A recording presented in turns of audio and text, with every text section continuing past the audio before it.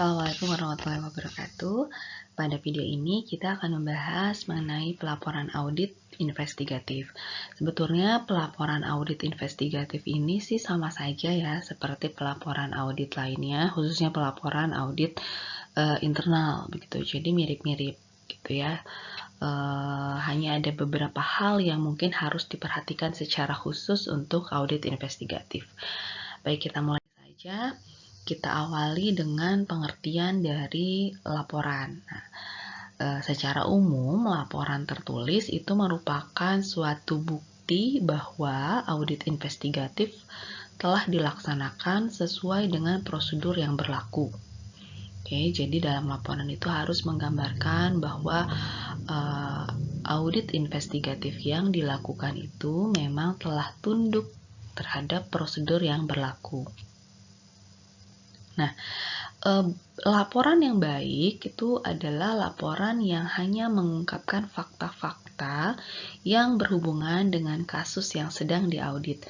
Di materi sebelumnya terkait dengan bukti audit juga sudah dibahas ya, bahwa bukti audit yang harus ditampilkan adalah bukti audit yang relevan saja dengan kasus atau kejadian yang sedang diaudit begitu. Jika menemukan bukti-bukti yang lain yang tidak ada hubungannya, karena itu mungkin saja bisa terjadi ya, menemukan bukti lain yang tidak ada hubungannya dengan kasus tersebut. Namun karena penugasannya adalah bukan untuk penugasan hal itu, maka tidak boleh ditampilkan begitu ya, tidak boleh ditunjukkan gitu. Jadi fokus saja terhadap fokus audit atau fokus penugasan auditnya. Nah, sama halnya juga ketika nanti menyusun laporannya, maka yang dilaporkan adalah hanya fakta-fakta yang berhubungan dengan kasusnya saja, begitu. Kalau ada fakta lain yang ternyata ini ada kasus lain lagi, nah itu disimpan saja terlebih dahulu untuk sebagai dasar penugasan audit berikutnya, begitu ya. Tetapi untuk audit yang sedang dijalani ya hanya fokus saja melaporkan audit yang sedang dijalani, begitu ya. Oke, yang berikutnya adalah prinsip pelaporan. Ini juga sebetulnya mirip-mirip dengan prinsip pelaporan audit yang umum. Jadi yang pertama, pengungkapan hal-hal yang penting, begitu ya. Hal-hal yang material saja, itu yang pentingnya saja. Kemudian harus sesuai kebutuhan, harus tepat waktu, begitu. Tentu saja harus tepat waktu. Kenapa? Karena kalau sudah kadaluarsa itu tidak bisa digunakan lagi kan sebagai dasar untuk pengambilan keputusan. Kemudian harus objektif, tidak boleh subjektif. Sebetulnya ini adalah prinsip dasar sebagai seorang auditor ya. Seorang auditor itu harus selalu objektif gitu. Dia tidak boleh terlibat dengan konflik kepentingan begitu, sehingga khawatirnya nanti ketika mengambil satu keputusan itu dipengaruhi oleh hal-hal yang subjektif gitu. Yang berikutnya penyajian yang wajar, tidak dilebih-lebihkan, tidak dikurangi. Ini yang harus ditekankan, yang harus kalian ingat sebagai auditor investigatif untuk selalu menampilkan fakta-fakta yang terjadi. Tidak boleh lebih, tidak boleh kurang gitu. Nah, kemudian yang berikutnya itu harus ringkas, harus sederhana namun jelas dan lengkap gitu. Laporan audit itu nanti dibaca oleh orang-orang yang mungkin tidak memiliki latar belakang pendidikan sebagai auditor atau sebagai akuntan, yang mungkin tidak terlalu paham kalau laporannya terlalu berbelit-belit begitu ya. Dan secara psikologis pun orang itu akan cenderung malas membaca narasi yang terlalu panjang. Jadi bagaimana caranya? Kalian nanti harus menyusun laporan yang ringkas, sederhana, namun jelas dan lengkap. Itu yang pentingnya. Dia harus ringkas, sederhana, tapi tetap jelas dan lengkap. Jangan sampai karena berpikir, oh kata Bu Hanifah tuh bikin laporan harus ringkas. Ya sudahlah, kita kurang-kurangin saja nih poin-poin atau hal-hal yang dirasa tidak bisa dihilangkan gitu, itu tidak boleh gitu kan, karena semua hal yang penting itu harus diungkapkan gitu ya. Jadi memang kalian harus banyak berlatih bagaimana sih menyusun laporan yang ringkas, jelas, dan lengkap gitu. Oke, yang berikutnya. Nah, sebetulnya buat apa sih laporan audit investigasi? Tentu saja yang namanya laporan, baik itu laporan keuangan, laporan audit, atau laporan-laporan lainnya, itu dijadikan sebagai dasar pengambilan keputusan, ya. Kemudian sebagai dasar pemberian keterangan ahli. Itu di bukti audit juga sudah dipelajari ya, bahwa bukti audit itu yang nantinya menjadi pendukung untuk penyusunan laporan hasil audit investigasi itu bisa dijadikan sebagai bukti di pengadilan ya, berupa bukti pemberian keterangan ahli gitu, atau bisa juga sebagai bukti surat gitu ya. Nah, kemudian ini juga yang sudah pasti, ini yang berlaku untuk semua jenis laporan. Laporan itu sebagai alat komunikasi audit ya, mengkomunikasikan hasil audit. Tidak hanya berlaku di audit investigasi, di audit yang lain pun, baik audit internal maupun audit eksternal. Laporan audit ini berfungsi sebagai alat komunikasi antara auditor dengan auditee, gitu ya, atau auditor dengan pengguna jasa auditnya. Yang terakhir adalah tentunya laporan audit investigasi ini sebagai bentuk pertanggungjawaban penugasan atau sebagai bentuk akuntabilitas penugasan. Kita sebagai auditor investigasi sudah diamanahi untuk melakukan audit investigasi. Tentunya sebagai bentuk tanggung jawab kita yang membuktikan bahwa kita telah menjalankan tanggung jawab kita dengan sebaik-baiknya, kita harus membuktikan atau menyusun, memperlihatkan kepada pemberi amanah kepada kita itu, ini loh laporannya, begitu ya. Ini loh buktinya bahwa saya telah melakukan amanah atau penugasan dari Bapak, misalnya kayak gitu ya. Jadi, kegunaan laporan audit investigasi adalah juga untuk sebagai bentuk pertanggungjawaban atau akuntabilitas penugasan. Oke, yang berikutnya. Nah, ini yang harus diperhatikan dan harus diingat bahwa nantinya laporan audit investigasi ataupun laporan perhitungan kerugian keuangan negara itu akan dibaca oleh banyak pihak yang tentunya berkepentingan ya terhadap laporan tersebut. Nah, dan akan ada sangat besar kemungkinan hal-hal yang kalian tuangkan dalam laporan itu akan disanggah di pengadilan. Begitu ya. Nah, sehingga kalian itu harus siap-siap, harus siap-siap bagaimana caranya kalian bisa mempertahankan apa yang kalian tulis dalam laporan ketika ada sanggahan-sanggahan dari pihak lain. Caranya bagaimana? Caranya seperti ingat lagi materi tentang bukti audit. Kalian harus mengumpulkan bukti-bukti yang cukup, yang kompeten dan relevan. Gitu ya. Baik bukti utama atau bukti pendukung gitu ya. Sehingga nanti ketika ada sanggahan-sanggahan kalian bisa buktikan dengan jelas gitu.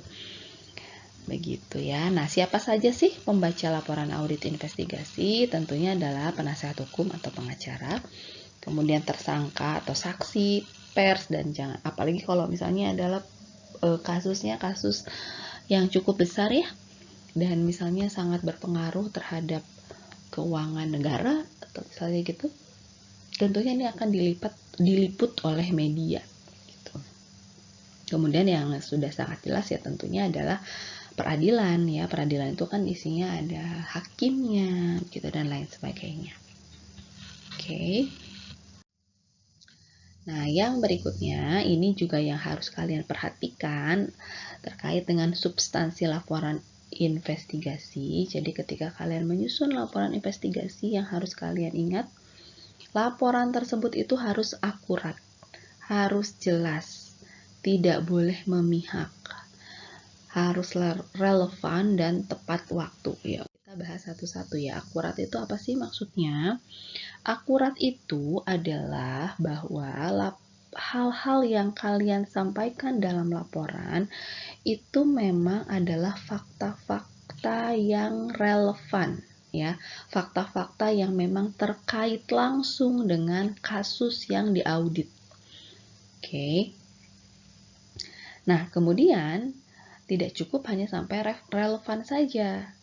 Kalaupun relevan, tetapi dia tidak didokumentasikan secerinci mungkin, maka dia belum dapat dikatakan akurat.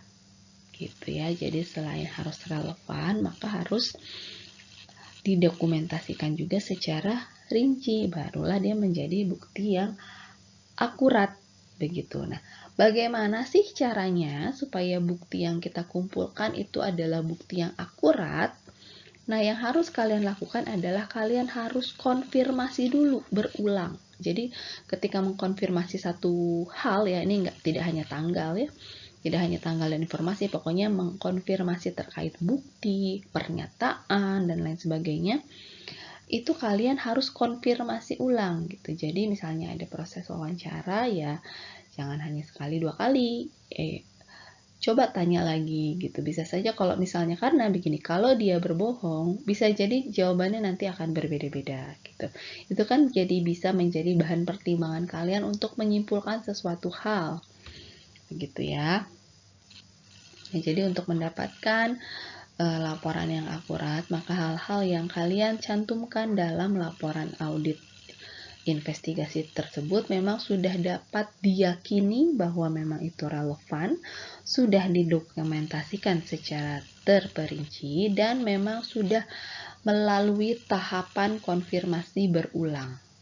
Oke ya. Kemudian yang berikutnya adalah tadi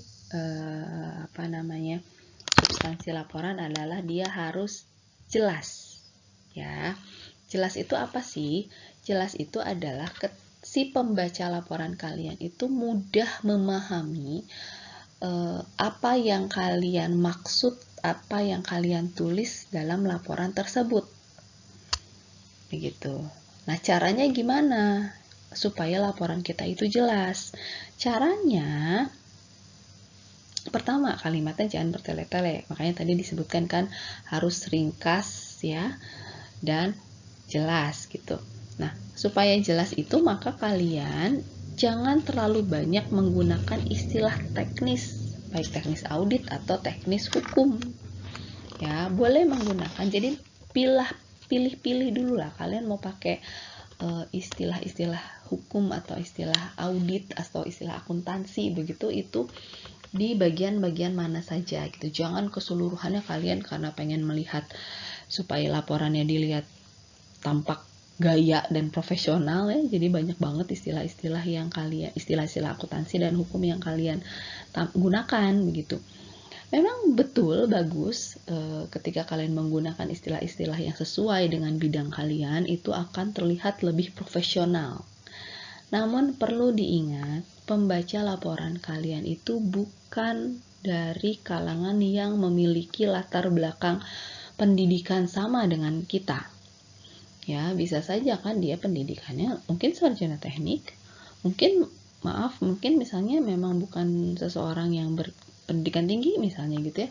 Jadi ketika dia menemukan istilah-istilah yang asing buat dia, justru dia tidak bisa memahami apa artinya, apa isinya gitu ya. Sehingga diusahakan bagaimana caranya ketika menyusun laporan, kalian tidak perlulah menggunakan istilah atau bahasa-bahasa yang terlalu tinggi gitu istilahnya ya. Bikinlah kalimat-kalimat yang mudah dipahami untuk semua orang gitu. Nih, seperti ini tadi penjelasannya juga, jangan menggunakan jargon dan istilah teknis yang tidak umum. Gitu. Nah, itu tadi penjelasan mengenai apa sih jelas.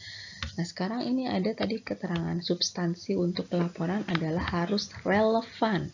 Ini juga sebenarnya sudah dijelaskan di bukti audit ya, dan saya yakin kalian tidak hanya mendengar kata relevan ini di mata kuliah ini saja, pasti di mata kuliah yang lain, audit 1, audit 2, di internal audit gitu. Pasti kalian sudah sering sekali mendengar relevan gitu ya. Nah, relevan itu apa sih?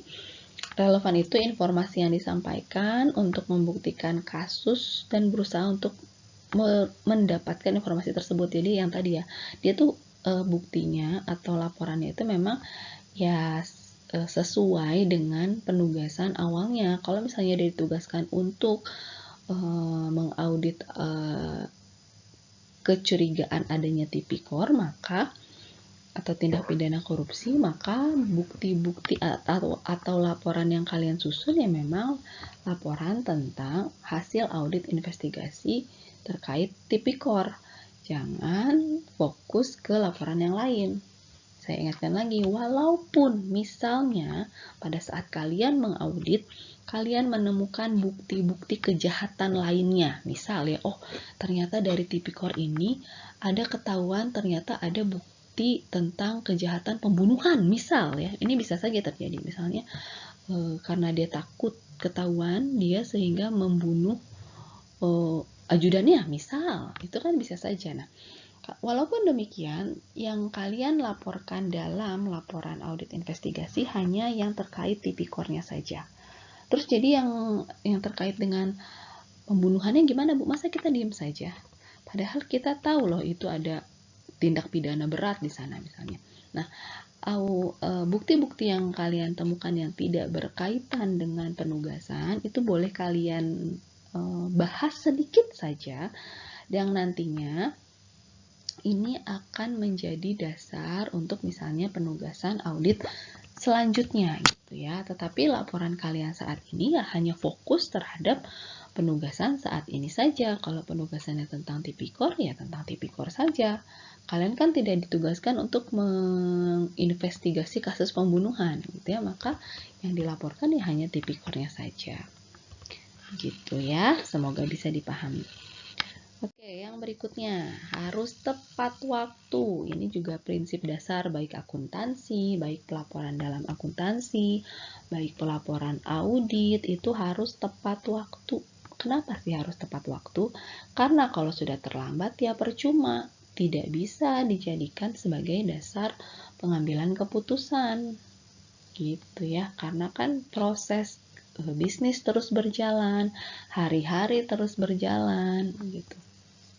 Jadi nggak bisa, misal nih salah satu contohnya aja, misal dalam satu kegiatan penugasan audit investigatif misalnya ditemukan bahwa betul terjadi tindak pidana korupsi, misalnya nominal yang dilakukan oleh Bapak A, nominalnya misalnya 1 miliar begitu ya. Sebetulnya misalnya penugasannya itu adalah penugasan tahun 2020.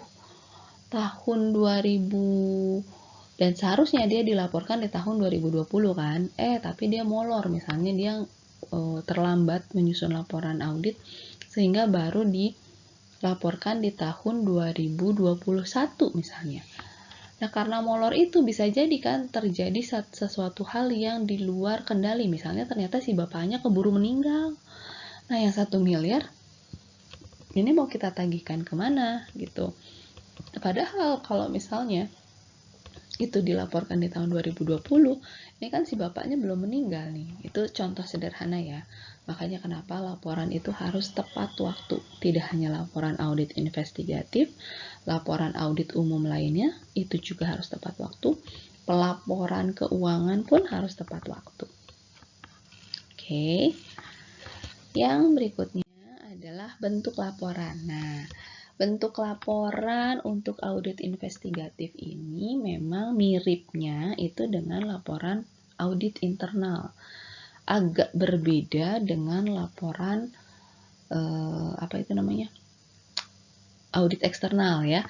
Kalau audit eksternal kan laporannya sudah ada template-nya ya, sudah diatur betul-betul, misalnya paragraf 1 membahas apa, paragraf 2 membahas apa, begitu. Nah, untuk audit investigatif ini dia bentuk laporannya mirip seperti laporan audit internal. Gitu. Nah, ada 2 bentuk laporan untuk audit investigatif. Yang pertama adalah laporan bentuk surat, jadi sangat sederhana. Dia itu nggak ada detail temuannya yang cukup mendalam gitu pembahasannya. Jadi bentuknya lebih mirip mungkin hanya yang namanya surat mungkin hanya beberapa lembar, 1, 2, atau 3 lembar gitu ya.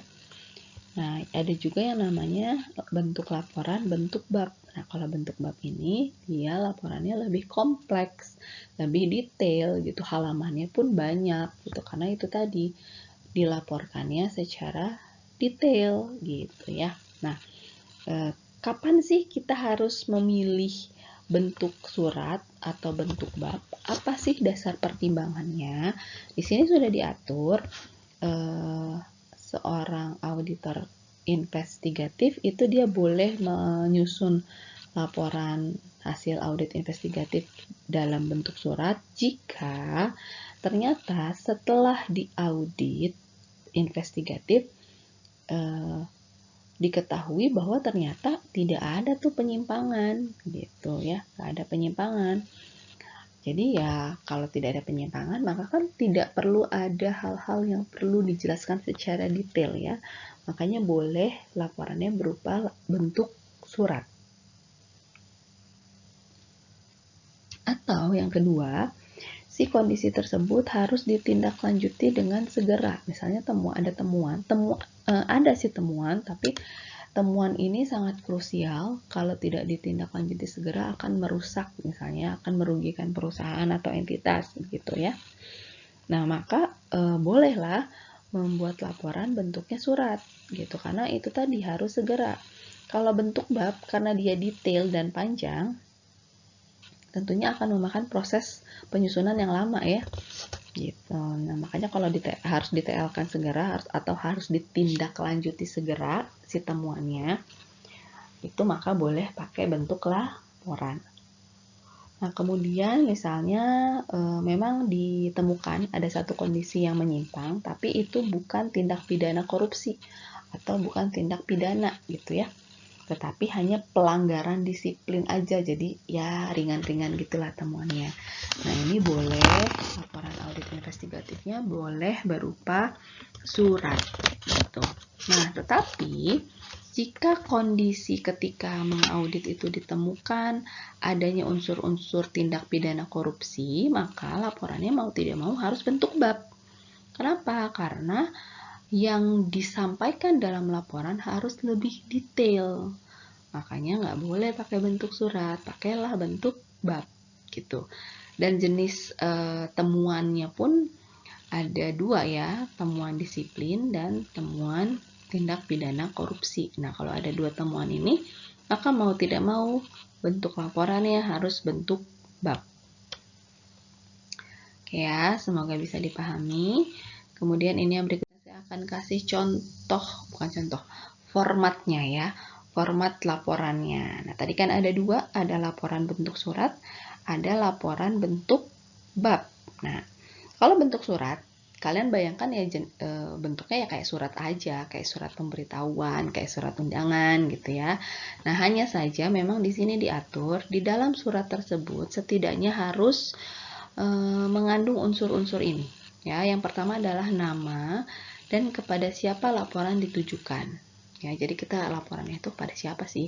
Tentunya kita yang akan kita serahi laporan adalah entitas yang menugasi kita ya. Kalau kita ditugasinya oleh kepolisian ya tentu laporannya ditujukan kepada kepolisian.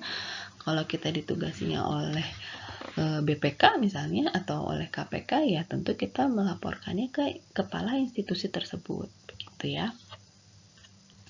Kemudian nanti setelah ada kata-kata pembuka misalnya dengan hormat ya seperti surat pada umumnya lah ya.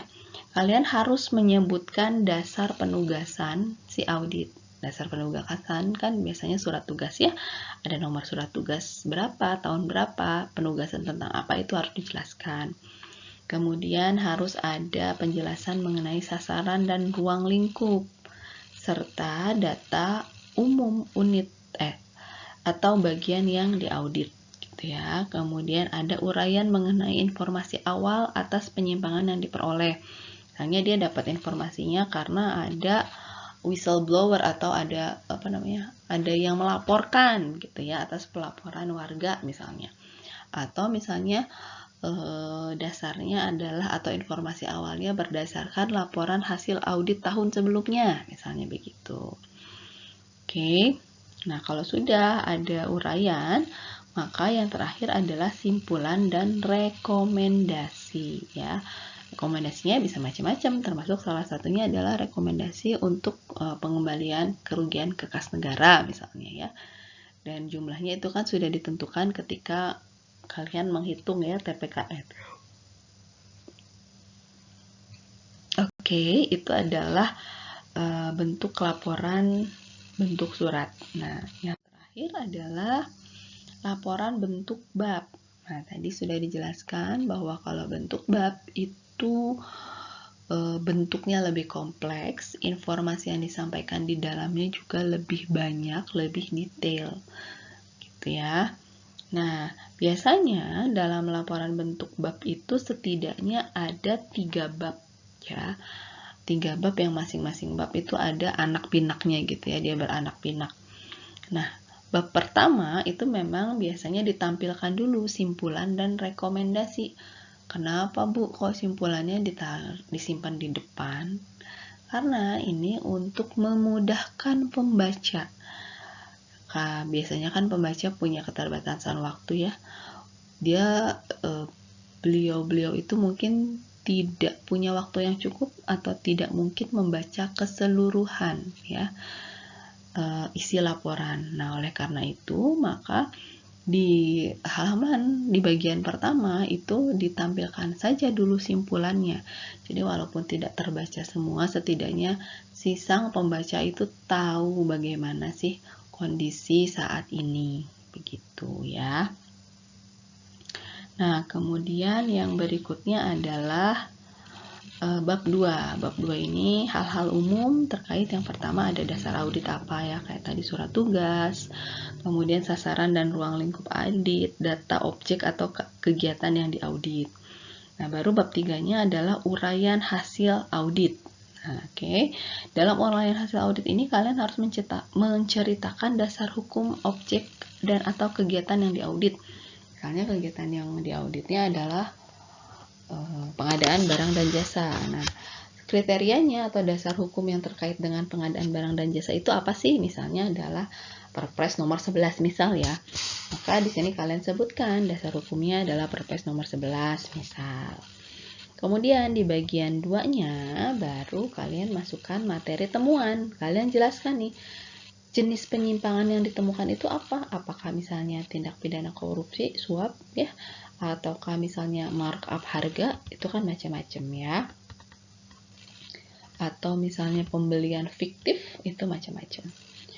Kemudian pengungkapan fakta dan proses kejadiannya. Kalian ceritakanlah selama kalian mengaudit itu bagaimana sih prosesnya, bagaimana sih cara kalian untuk mengungkap fakta-faktanya gitu ya.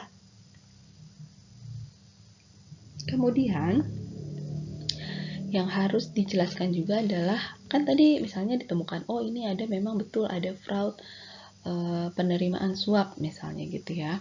Nah, kalian tuh harus analisa ini kira-kira kenapa sih kok bisa terjadi suap ini baik dari sisi perusahaan atau dari sisi pelaku ya.